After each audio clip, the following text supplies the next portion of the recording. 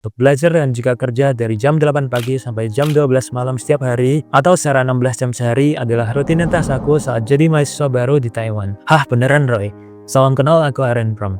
Pada tahun 2021, aku dapat pengumuman kalau aku lolos program beasiswa ke luar negeri, tepatnya di Taiwan. Sebelumnya aku kuliah Diploma 3 Teknik di program khusus perusahaan internasional minyak dan gas pada LNG di Jakarta dan Kalimantan Timur. Challenge-nya adalah beasiswa luar negeri yang aku dapat pada saat itu hanya mengcover beberapa biaya saja dan masih ada biaya kuliah dan juga biaya hidup. Sebagai mahasiswa, aku harus membayar uang kuliah sebesar 30 juta per semester selama 1 tahun, biaya hidup sekitar 3 juta per bulan, dan total dalam 1 tahun aku perlu keluar sekitar 96 juta rupiah. Aku nggak pengen meminta uang sepeser pun ke orang tuaku. Jadi walaupun sudah jadi budaya kuliah S1 di Indonesia itu perlu sekitar 200 juta dari mahasiswa baru sampai lulus, akhirnya aku berkomitmen untuk kuliah sambil kerja part time di setiap hari. Dan jadwalku biasanya begini: kuliah dari jam 8 sampai 4 sore, jam 5 sampai jam 9 malam itu lanjut kerja, jam setengah 10 sampai 12 malam itu belajar, ngerjain tugas untuk ujian, dan juga syuting video untuk merintis karir sebagai seorang content creator dan engineer. Nggak capek Roy? Bakal capek kalau aku salah mindset, dan mindsetku setiap pagi aku selalu bilang kalau hobi aku adalah belajar, kerja, berkarya, dan olahraga setiap hari. Jadi apapun yang aku kerjakan di hari itu, aku berusaha happy dan gak merasa terforsir karena aku sedang menjalankan hobi-hobi aku.